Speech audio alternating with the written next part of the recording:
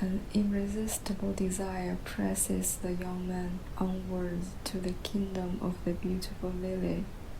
What are the characteristics of this kingdom? Although men have the deepest longing for the world of the lily, they can only reach it at certain times before the bridge is built. At noon the snake, even before its sacrifice, builds a temporary bridge to the supersensible world. And evening and morning, man can pass over the river that separates sense existence from supersensible existence on the giant's shadows, the powers of imagination and of memory. Anyone who approaches the ruler of the supersensible world without the necessary inner qualification must do harm to his life like the young man. The lily also desires the other region. The ferryman who conveys the will-o'-the-wisps over the river can bring anyone back from the supersensible world, but can take no one to it. A man who desires contact with the supersensible world must first have developed his inner being in the direction of this world through life experience. For the supersensible world can only be grasped in free spiritual activity. The prose aphorisms express Goethe's opinion of this goal. Everything that sets our spirit free without giving us mastery over ourselves is harmful. Another aphorism is, duty when a man loves the commands he gives to himself. The kingdom of pure supersensible activity, Schiller's reason impulse, is that of the lily. The kingdom of pure sense materiality, Schiller's sense impulse, is the home of the snake before its sacrifice. The ferryman can bring anyone to the realm of sense, but cannot convey them to the realm of spirit.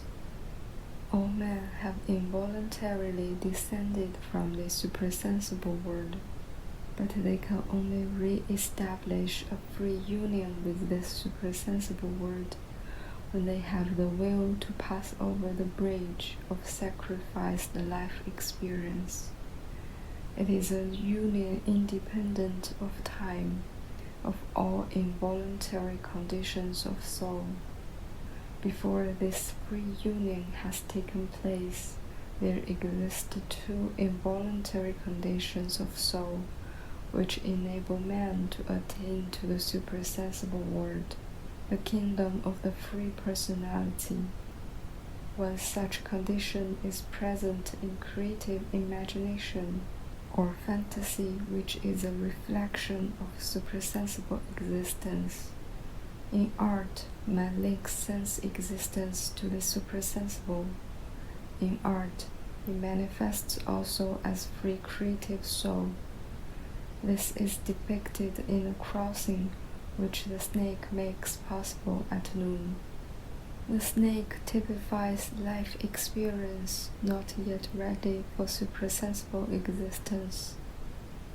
The other condition of soul sets in when the conscious soul of man, of the giant in man, who is an image of the macrocosm, is dimmed. When conscious cognition is obscured and blunted in such a way that it becomes superstition, hallucination, mediumistic trance.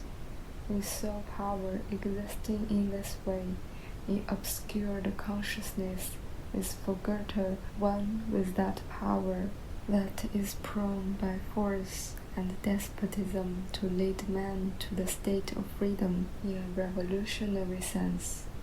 In revolutions, the urge towards an ideal state lives obscurely. It is like the shadow of the giant which lies over the river at twilight. The result of caprice, the unregulated laissez-faire of historical events, is personified in the giant and his shadow, by the side of the obscured consciousness of man. The soul impulses leading to such happenings are certainly associated with the tendency towards superstition and chimerical ideology. The old man's lamp has the quality of only being able to give light where another light already is. One cannot but be reminded here of the saying of an old mystic quoted by Goethe: "If the eye were not of the nature of the light, it could never see the sun." If God's own power were not within us, how could divinity delight us? Just as the lamp does not give light in the darkness, so the light of wisdom, of knowledge, does not shine in the man who does not bring to it the appropriate organ, the inner light. What the lamp denotes will become still more intelligible if we take heed of the fact that it can in its own way shed light upon what is developing as a resolution in the snake, but that there must first be knowledge of the snake's willingness to make this resolution. There is a kind of human knowledge which is at all times a concern of the highest endeavor of man. It has arisen from the inner experience of souls in the course of the historical life of mankind, but the goal of human endeavor to which it points can only be attained in concrete reality out of the sacrificed life experience. All that the consideration of the historical past teaches man, all that mystical and religious experience enables him to say about his connection with the supersensible world, all this can find its ultimate consummation only by the sacrifice of life experience. The old man can change everything by his lamp in such a way that it assumes a new life-serving form, but actual development is dependent upon the ripening of the life experience.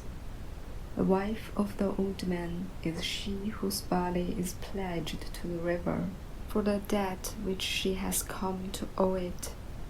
This woman personifies the human powers of perception and conception, as well as humanity's memory of its past.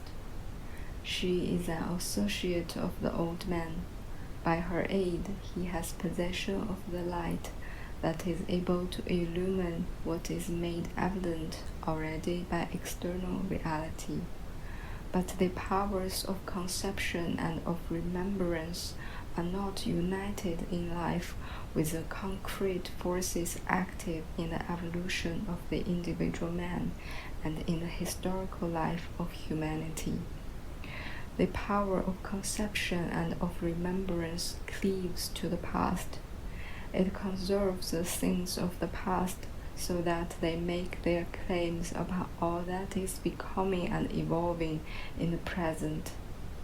The conditions maintained by memory, in which the individual and the human race are always living, are the crystallization of this power of the soul.